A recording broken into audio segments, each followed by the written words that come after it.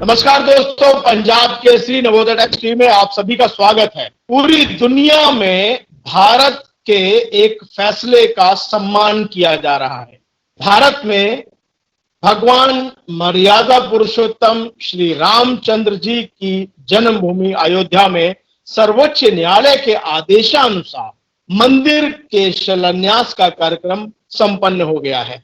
दुनिया के लगभग हर देश में जहां हिंदू हैं वहां उसको सेलिब्रेट कर रहे हैं, जहां सिख हैं वो उसको सेलिब्रेट कर रहे हैं, और जहां तक अल्पसंख्यक समुदाय के अन्य लोग हैं, मुस्लिम हैं, ईसाई हैं, सभी भारत के धार्मिक सौहार्द की भूरी भूरी प्रशंसा कर रहे हैं। लेकिन कुछ दिनों से कुछ अराजक तत्व या यूं कहें कि देश विरोधी लोग या यूं कहें कि देश विरोधी जो शक्तियां हैं उनके हाथों में खेलने वाले लोग उल जलूल फोन कॉल्स भारत में कर रहे हैं।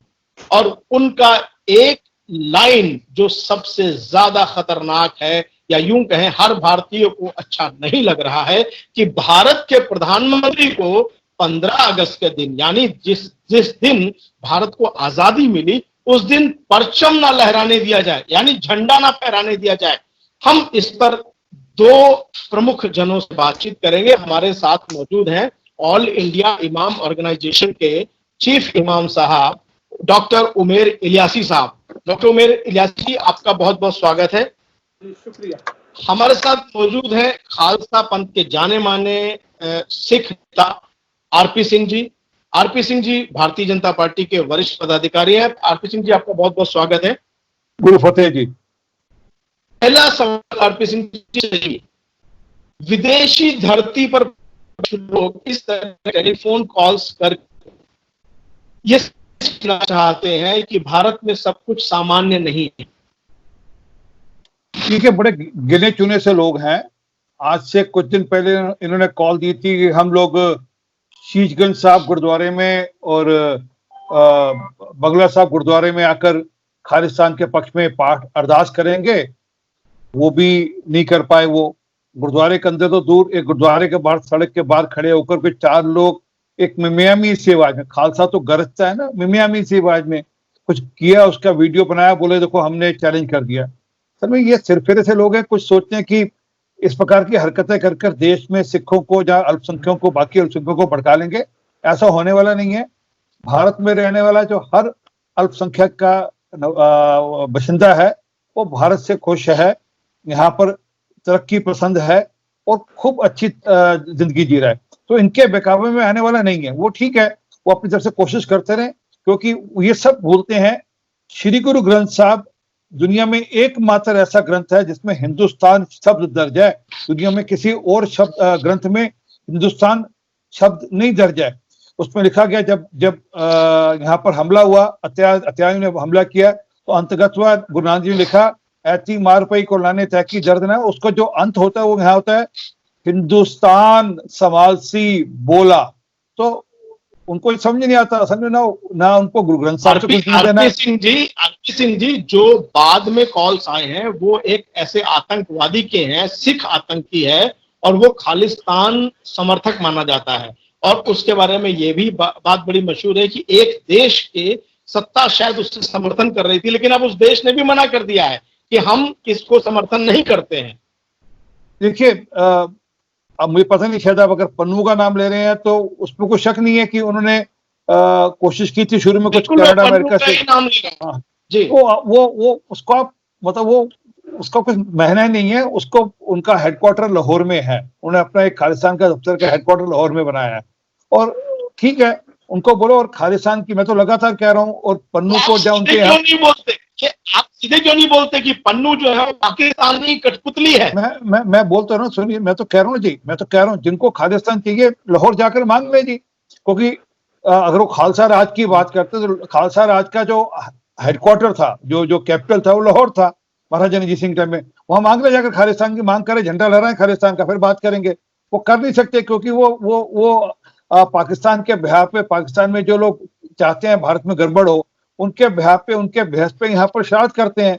और वो कुछ पैसे का खेल है। और उसमें कुछ, मैं मानता हूँ यहाँ पर भी कुछ उंगलियों पे गिन सकते हैं, मतलब बहुत ज्यादा होंगे तो 10-20 लोग होंगे ऐसे देश में जो उनके बहकावे में नहीं, कुछ लालच के चलते हुए कुछ ऐसे होंगे जो उनके साथ चल रहे होंगे, अन्यथा ऐसा कोई पूछिए, कोई बहुत ज्यादा लोग यहाँ पर कुछ बड़ी बेशुमारी यहाँ पर लोग उनके साथ चल पड़े हैं, ऐसा कुछ नहीं है।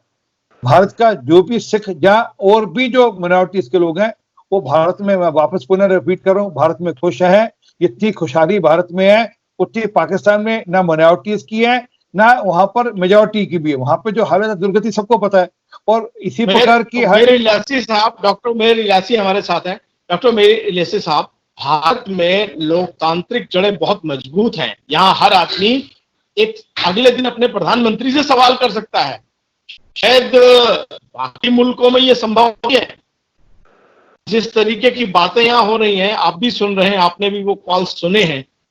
वो कहते हैं मुस्लिम देश महान है, आप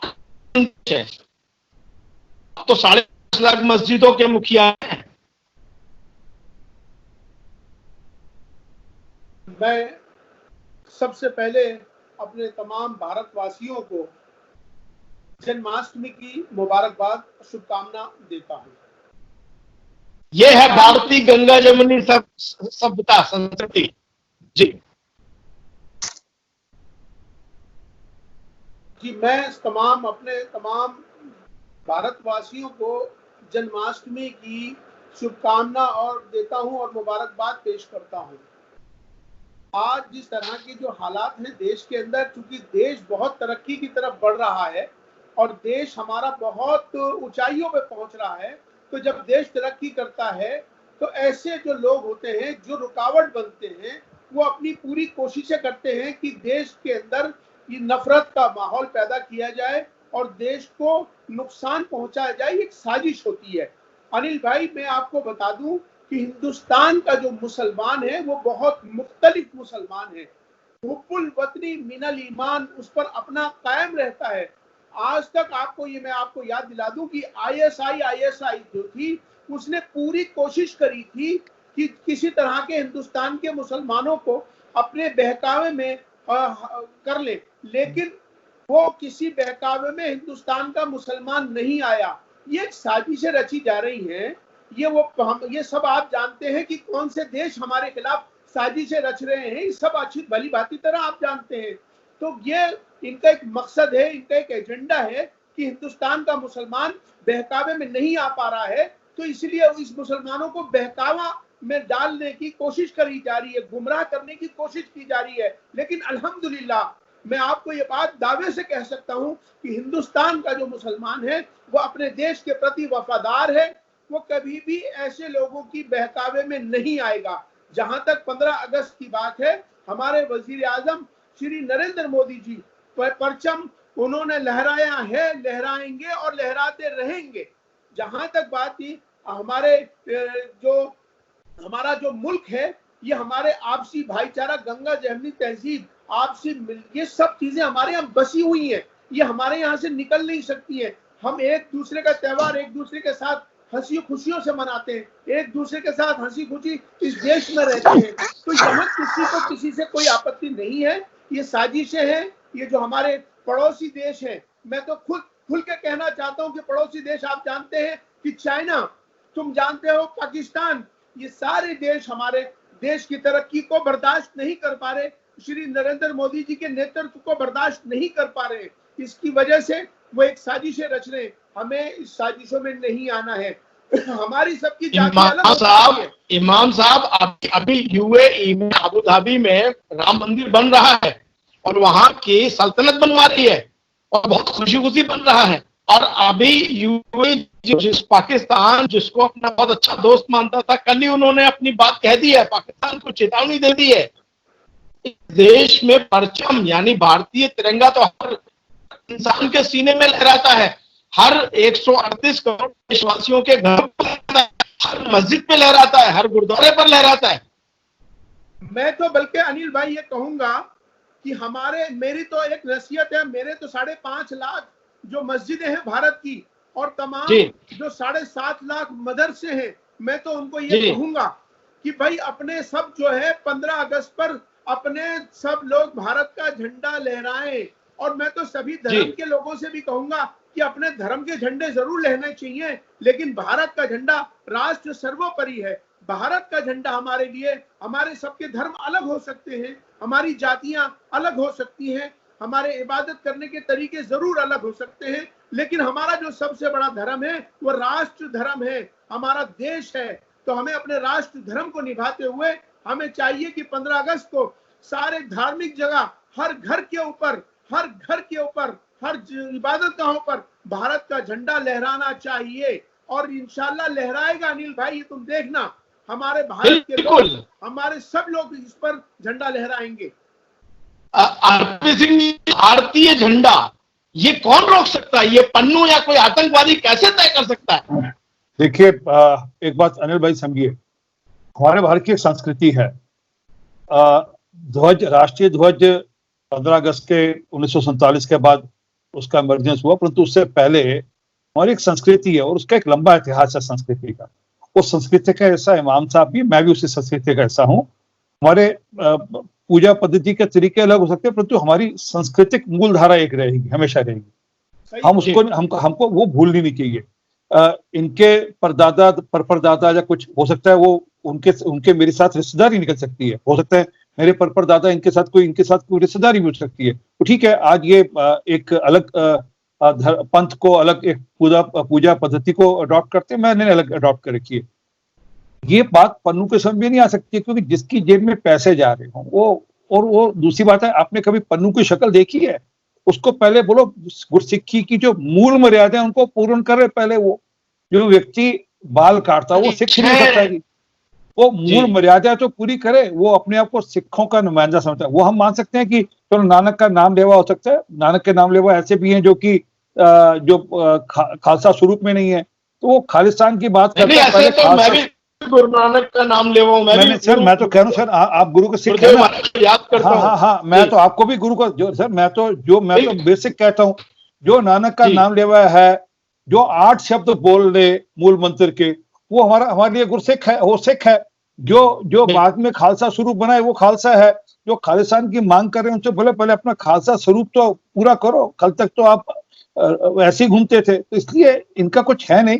और मैं वापस कहता हूँ, जिसको खालिस्तान चाहिए पहले लाहौर जाए, लाहौर में खालिस्तान की बात करे तो समझ लग जाएगी क्या क्या हालत होती है। वहां जाकर आवाज नहीं निकलेगी लाहौर में इनकी खालिस्तान की। आज ये बहुत ज्यादा अपने आप को रहनुमा बता रहे हैं कि हम मिनॉरिटीज के रहनुमा हो गए। उनका कोई अस्तित्व नहीं है।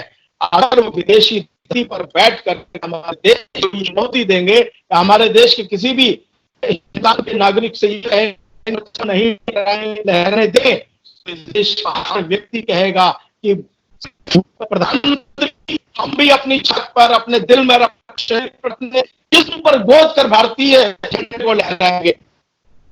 देखिए, मैंने पहले कहा कि हिंदुस्तान में रहने वाला हर व्यक्ति भारतीय है। संस्कृति हमारी एक है, हमारी मूल सोच, जो पारिवारिक सोच है, सबकी एक है।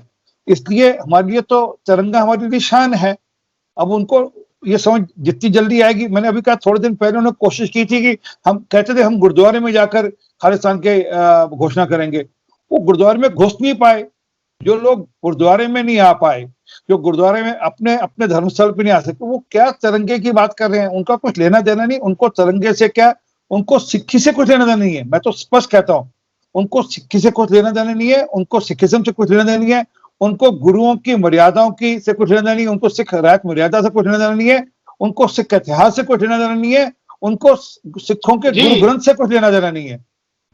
जी बिल्कुल, आप दोनों मेरे साथ जुड़े, आप पंजाब केसरी नवोदय टाइम्स से जुड़े, आप दोनों का बहुत बहुत धन्यवाद।